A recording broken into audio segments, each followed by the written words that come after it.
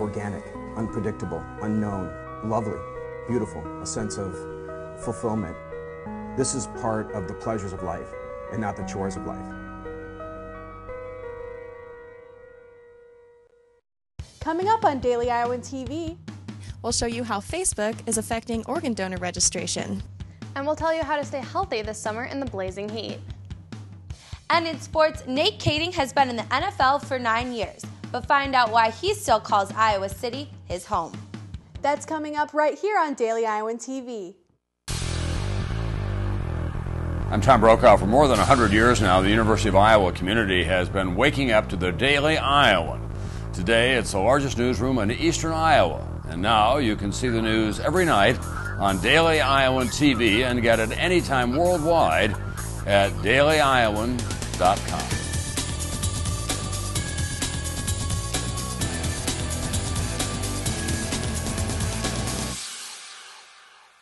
And welcome to your Thursday edition of Daily Iowan TV. I'm Christina Targos. And I'm Allie Wright. The latest research by the U.S. Department of Agriculture shows that consumers could see some relief from high food prices later this year. The USDA predicted Thursday that corn production will reach 14.8 billion bushels this year, up from 12.4 billion bushels last year. Farmers expect to plant about 91.9 million acres of corn this year, which would be the most since 1937. The mild spring and adequate amount of moisture have allowed farmers to get an early start on their crops this harvest season. And with summer just around the corner, it's important for students to remember the importance of sunscreen. The Center for Disease Control issued a study Thursday showing that half of U.S. adults under the age of 30 in 2010 have had a sunburn at least once in the year prior. This is the same level it was at 10 years ago, indicating that young people aren't taking the threat of skin cancer seriously enough. The CDC also saw increases in the number of young people using indoor tanning beds. Among white women aged 18 to 21, nearly one-third reported using a tanning bed. Experts say that even one burn serious enough can lead to the development of melanoma, an often lethal form of skin cancer. 18 people will die each day waiting for an organ donation, but Facebook entrepreneur Mark Zuckerberg may have found a way to decrease those numbers. Daily Iowan TV's Tasha Woods logs us in with the details. Because there are so many people waiting for organ donations, waiting lists are inevitable. There are 114,000 people currently waiting for an organ donation. Currently, you can sign up to be an organ donor when getting a driver's license, but Mike Zuckerberg thought there might be another way. With nearly 900 million people on Facebook in the world today, this new campaign believes it can change the way people sign up to donate organs. Since the announcement of Mark Zuckerberg's organ donation on Facebook, there's been a significant increase in donors. In fact, over 100,000 people have signed up. And the significant increase is not only seen in the state of Iowa, but here at UIHC. In the 3 days right after the app came out on Tuesday of last week, there were 700 organ donors that registered here in the state of Iowa alone. We normally have about 7 per day. The drastic increase in numbers is continually rising by day. After the new option was announced on Tuesday, 6,000 people had enrolled through 22 state registries. On a normal day, these states see 400 people sign up altogether. Many times, organ donors do not officially publicize their intent to donate, and by the time of their death, family members are unaware. There are so many people waiting for a transplant that if we could increase the number of people willing to donate, we'd be able to shorten the time to someone else getting a transplant. Here in Iowa, the Iowa Donor Network could approach a family member of someone like this and say that they noticed on this person's Facebook page that they had signified themselves as an organ donor. But the legal way to do it is to go to the state's donor registry and put your name in, your birth date, and the other information. So for those who want to sign up, the process is simple. You just go under the health link and simply say you would like to be a donor. There's also a link to the state registry.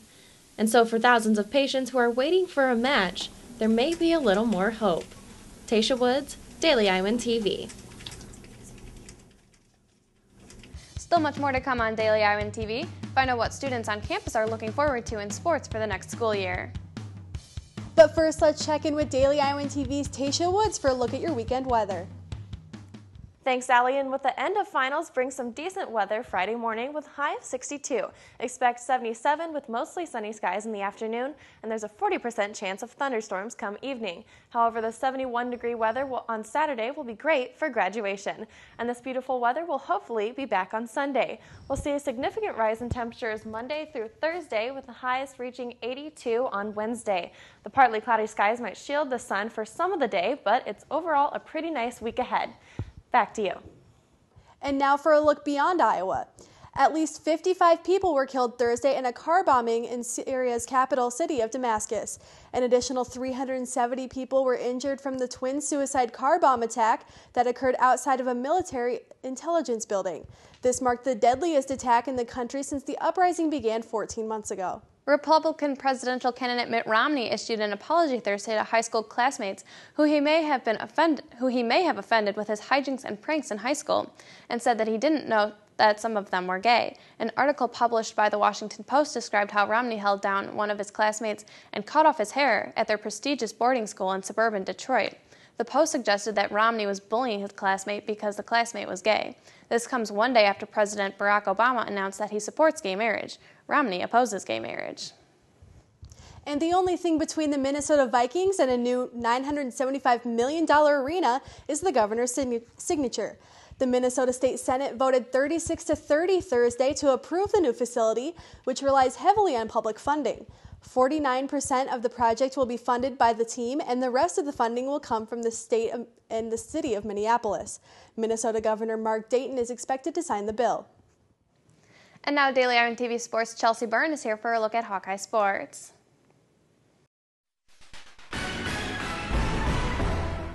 Yesterday, we showed you the story of Marv Cook, a former Iowa tight end who is now the Regina High School football coach. Marv has a deep connection with the Iowa City community that spans back to his playing days as a Hawk, something that another former Iowa player can agree with. Nate Kading, the current San Diego Chargers place kicker, continues to come back to Iowa City during every one of his off seasons, despite the odd looks he gets when he tells people he's coming back to his home state. Take a look.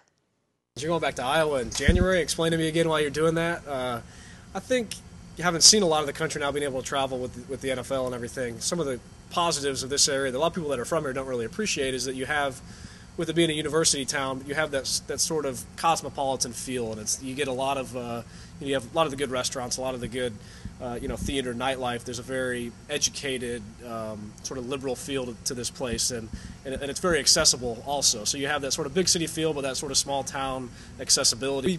We love the Midwest. We love Iowa. We love the sense of community here and the sense of identity that the area has. And my wife and I are both Iowa people, and we understand the importance of that sort of Midwestern upbringing for our kids. So it's been an important thing for us to be able to maintain that and have that be a part of our kids' lives as they grow older. Nate Kading is in his 9th year in the NFL as a place kicker for the San Diego Chargers. An extremely successful college career has made Nate's journey from Iowa City West High School to the UI to the NFL one that most have paid attention to. A main reason for that, though, is the fact that every January, Nate and his family, a wife and 2 young boys, reside in Iowa City and spend time where they were both born and raised. I think that's the biggest thing. That's what makes a place is the people, and we have a lot of great relationships with a lot of great people, a lot of great friends, and all our family are from here, and that's something that you can't really replace, regardless of how good the weather is or how big of a city it might be. I mean, those are things that are hard to duplicate. Nate's other reason for coming around this college town? His 2 restaurants he owns in the area. Shorts Burger and Shine and Stella were both opened by Nate and 2 of his best friends, with the mindset of creating an Iowa City staple that people want to visit when they come from all parts of the country. Being an Iowa City guy, we looked at Iowa and you kind of say, well, what Iowa's known for is food. What is like the indigenous food of Iowa? And a hamburger isn't necessarily from Iowa per se, but it's kind of synonymous with the feel of this place. We grow good corn and we raise great cattle, and our cattle eat our corn, and it's just a natural thing. And the burger's kind of a blue collar food item that kind of fits the overall persona of the state. So that's kind of what we wanted to do is create a place that when people came in from out of town, they could say, well, what's a good Iowa place to eat? The side project of Kading's has been underway for about 3.5 years and has been more successful than he ever imagined it to be. It's not uncommon for pro athletes to open restaurants, but the mindset of Kading's establishment is unique. He was never creating it just for the chance to stamp his name on a place in downtown Iowa City. He was doing it for the betterment of the community and to enhance the ambiance of the town he loves, the people and the place that have been his biggest supporters his entire career. Chelsea Byrne, Daily Iowan TV Sports. The tradition of Iowa football and the people of the community make it a place that many still want to call home. And with summer right around the corner, you wouldn't expect Hawkeye fans to already be thinking about next season for basketball and football. But as DITV Sports' Lauren Moss proves, many loyal Hawkeye fans have hopeful thoughts for next fall. With both men's basketball and football bring out impressive amounts of fans this past season, I took it to the streets of Iowa City to find out which sport Hawkeye fans are most excited to begin. I'm more excited for basketball season, I think, just because it'll be interesting to see how the team progresses this season with the new recruits. I'm more excited for football season because I like going out with the whole tailgates. It's just a whole experience, and then the games are always fun. I'd say I'm really excited for football season because they had such a bad year last year that this year they could really step it up. I like watching NCAA over NBA, and they did pretty well, I thought, as a team, even though they're young. And next year should be a really good year. I'm going to continue to follow, even though I'm graduating.